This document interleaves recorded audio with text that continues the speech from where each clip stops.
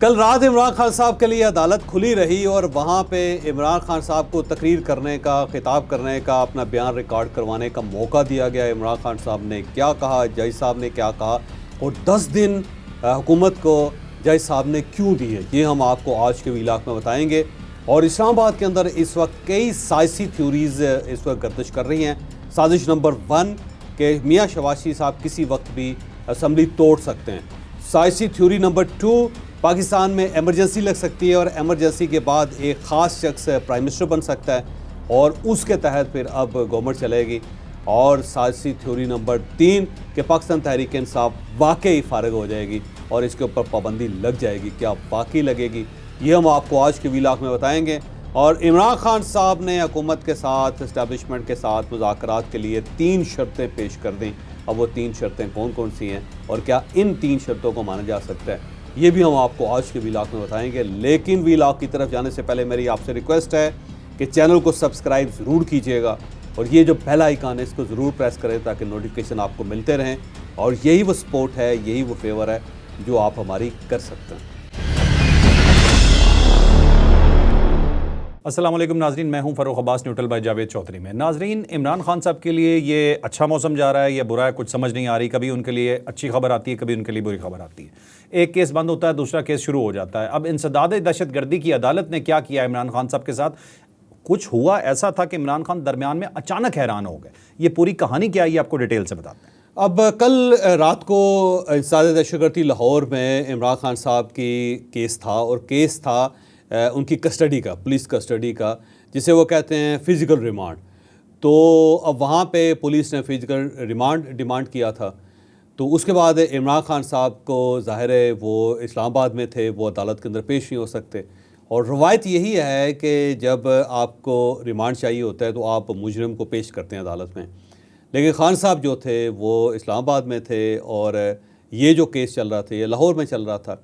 तो जज साहब ने कहा, भाई मुलज़िम कहाँ पे है, मुजरिम कहाँ पे है? तो उन्हें बताया गया जी वो डयाला जेल में और उसे यहाँ नहीं लाया जा सकता। जज साहब ने पूछा क्यों नहीं लाया जा सकता? तो उन्हें बताया गया कि जनाब वो इस वक्त हाई सिक्योरिटी के अंदर हैं और उनको बाहर लाने से उनकी जान को ख़तरा हो सकता है, तो ये रिस्क नहीं लिया जा सकता। तो फिर जज साहब ने कहा जी मेरी उससे वीडियो कॉल पे बात करवाएं। तो फौरी तौर पे फिर बंदोबस्त किया गया कि उनको वीडियो लिंक पे पेश किया जाए अदालत के अंदर। तो इमरान खान साहब से रब्ता किया गया। इमरान खान साहब ने कहा ठीक है मुझे पेश कर दें। तो उनके मोबाइल फ़ोन के ज़रिए फिर उनकी जज साहब के साथ वहाँ पे बात करवाएगी वीडियो लिंक पे।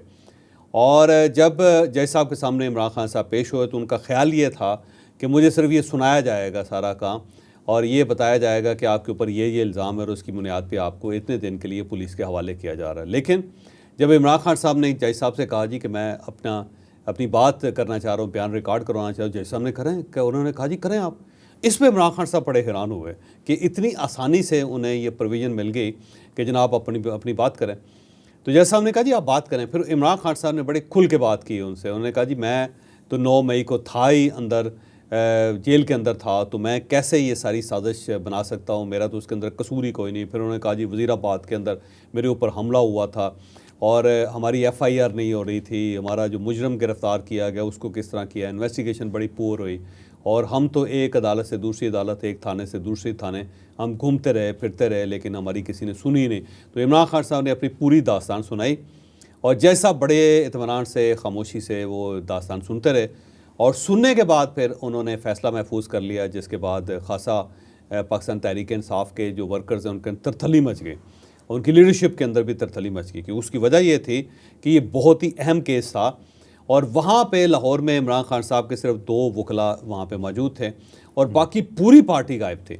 और जो 2 वकला थे वो भी बड़े वकला नहीं थे, जबकि उनके बड़े वकील जो उनके हैं वो उनको वहाँ पे होना चाहिए था। लतीफ़ खोसा साहब हो जाते, सलमान अकरम राजा साहब हो जाते, नाओ चौधरी एतजाज़ एहसन की मिन्नत कर लेते, वो वहाँ पे पहुँच जाते। कोई ना कोई एक बड़ा वकील हामिद खान जैसा वहाँ पे होना चाहिए था, लेकिन अनफॉर्चुनेटली वहाँ पे अदालत में कोई भी नामवर वकील नहीं था। 2 वकील थे उनके और उन्होंने जैसे तैसे उन्होंने मुकदमा लड़ा, जैसे तैसे उन्होंने दलाइल दिए और ऐसे महसूस हुआ जैसे पार्टी जो किसी और काम में मसरूफ़ है। और ये वर्कर्स से बहुत ज़्यादा इशू उठाया भी। उन्होंने कहा जी पार्टी यहाँ पे प्रेस कॉन्फ्रेंस कर रही थी, इमरान खान साहब को साइड पे केस चल रहा था, पार्टी ने इस काबिल ही समझा इमरान खान साहब को कि वहाँ जाके वो बात करें।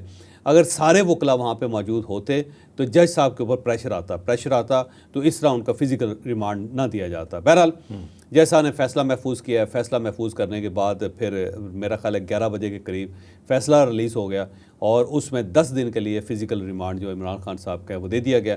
अब वो पुलिस कस्टडी में है इमरान खान साहब और अब इन्वेस्टिगेशन होगी 9 मई के केसेस की। 12 केसेस के ऊपर उनको ये रिमांड मिला है। तो अब उसके बाद बाकायदा इमरान खान साहब का वर्जन लेके फिर फ़र्द जुर्म आयद हो जाएगा और जब फ़र्द जुर्म आयद होगा तो बिल्कुल उसी तरह जिस तरह कल शाह महमूद कुरैशी साहब का केस चल पड़ा है इसी तरह इमरान खान साहब का ये केस भी चल पड़ेगा। तो उसके बाद इमरान खान साहब के ऊपर 2 केसेस होंगे। एक 190 मिलियन पाउंड का केस होगा जो ज़ाहिर मनतकी नतीजे की तरफ बढ़ रहा है, बिल्कुल करीब पहुँचा हुआ है फैसले की तरफ, और दूसरा जो होगा 9 मई का होगा। तो अब आने वाले दिनों में एक तो इमरान खान साहब को 190 मिलियन पाउंड में उस केस में सज़ा हो जाएगी और उसके बाद जो 9 मई है उनके केसेस में भी सज़ा हो जाएगी। तो इमरान खान साहब के लिए ये सारी सूरत अजीब व गरीब सी।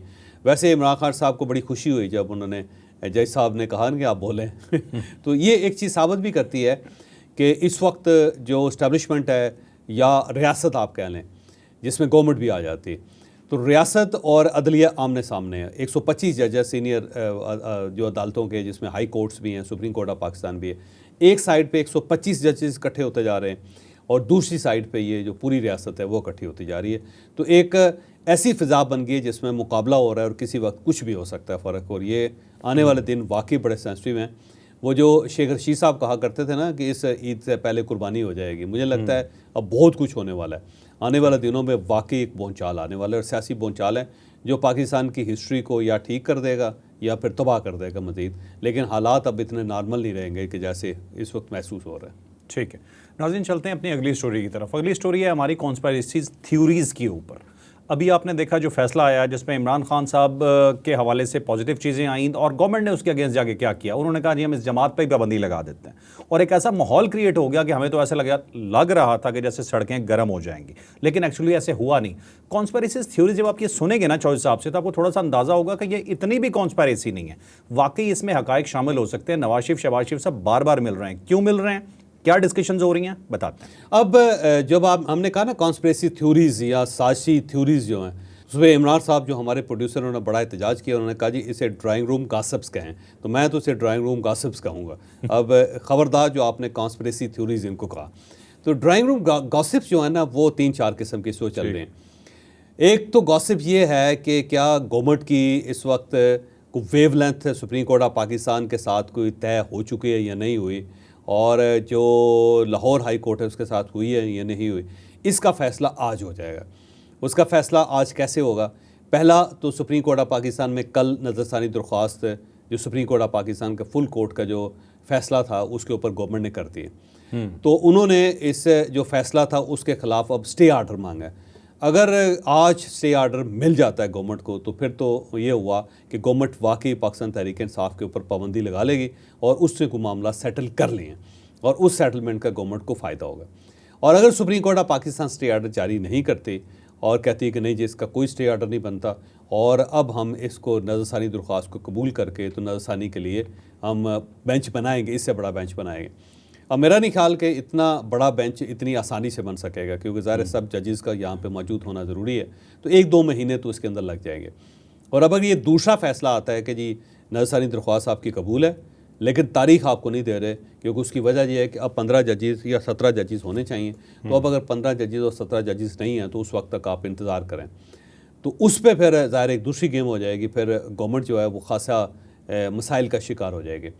और इसके साथ साथ आज लाहौर हाई कोर्ट की जो नई चीफ़ जस्टिस हैं मोहतरमा जस्टिस आलिया नीलम साहिबा, उन्होंने इलेक्शन कमीशन के ऊपर जो सुप्रीम कोर्ट ऑफ पाकिस्तान का फ़ैसला है उस पर उन्होंने इलेक्शन कमीशन के साथ मुज़ाकरात करना है, क्योंकि सुप्रीम कोर्ट ऑफ पाकिस्तान ने कहा था कि इलेक्शन कमीशन और नई जो चीफ़ जस्टिस है वो मिल के फ़ैसला करें कि ट्रिब्यूनल्स कैसे बनने हैं। तो अगर वो आज मीटिंग होती है और उसके अंदर वो ट्रिब्यूनल्स बन जाते हैं और ट्रिब्यूनल्स भी वो बन जाते हैं जो गवर्नमेंट ने कहा है कि रिटायर्ड जजेस के पर मुश्तमिल होना चाहिए, तब भी एक नई गेम होगी। और अगर इस प्ली को जस्टिस आलिया नीलम साहिबा जो है मुस्तरद कर देती हैं तो फिर एक दूसरा सिनेरियो होगा। इसका मतलब ये हुआ कि गवर्नमेंट कम्प्लीटली फ़ारग होगी, वो सुप्रीम कोर्ट ऑफ पाकिस्तान से भी फ़ारग होगी और वो लाहौर हाई कोर्ट से भी फ़ारग होगी। और इनकी फ़रागत का अब नतीजा ये है कि गवर्नमेंट है ही नहीं, अब गवर्नमेंट ने अपने आप को सरेंडर करना है। और दूसरा उसके बाद दो जो ड्राइंग रूम गॉसिप्स हैं वो इस वक्त चल रही हैं इस्लामाबाद के अंदर। पहली गॉसिप ये चल रही है कि अगर हुकूमत पाकिस्तान को नज़रसानी दरख्वास्त पे स्टे आर्डर नहीं मिलता तो फिर मियाँ शहबाज शरीफ साहब असम्बली तोड़ रहे हैं, और जब वो असम्बली तोड़ देंगे तो उसके बाद क्या होगा, मियाँ शहबाज शरीफ साहब चले जाएंगे, क्योंकि उनकी मियाँ नवाज शरीफ साहब के साथ ऊपर नीचे 3 मुलाकातें हुई हैं और वो हर बार छांगला गली जाते हैं मियाँ नवाज शरीफ साहब के घर और जाके उनके साथ बात करते हैं। और इसमें पार्टी के साथ पहले मीटिंग थी नवाज शरीफ की, वो मनसूख हो गई और अब सिर्फ 3 लोगों की मीटिंग्स हो रही हैं, जिसमें मियाँ नवाज शरीफ साहब हैं, मियाँ शहबाज शरीफ साहब हैं और उसके साथ मरीम नवाज साहब हैं।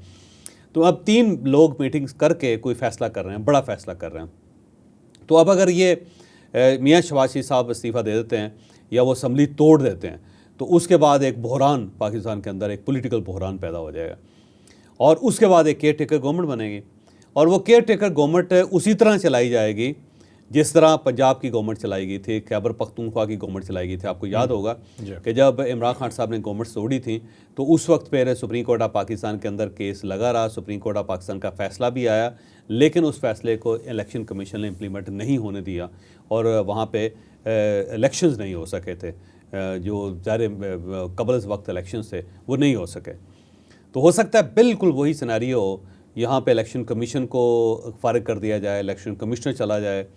उसके लिए ज़ाहिर है नया इलेक्शन कमिश्नर तैनात नहीं हो सकेगा, नया इलेक्शन कमिश्नर तैनात नहीं हो सकेगा, ये फ़ैसला नहीं हो सकेगा कि जनाब यहाँ पे इलेक्शन करवाने हैं। तो एक क्राइसिस जो है ना, और वजारत ख़जाना पैसे ना दे जैसे पहले नहीं दिए, तो इस क्राइसिस के बाद ये हो कि इलेक्शन ही ना हो सके और फिर जो केयर टेकर गवर्नमेंट हो वो एक लंबी केयर टेकर गवर्नमेंट हो और उस दौरान वो सब कुछ हो जाए जो यहाँ पे पाकिस्तान में हो सकता है या होना चाहिए।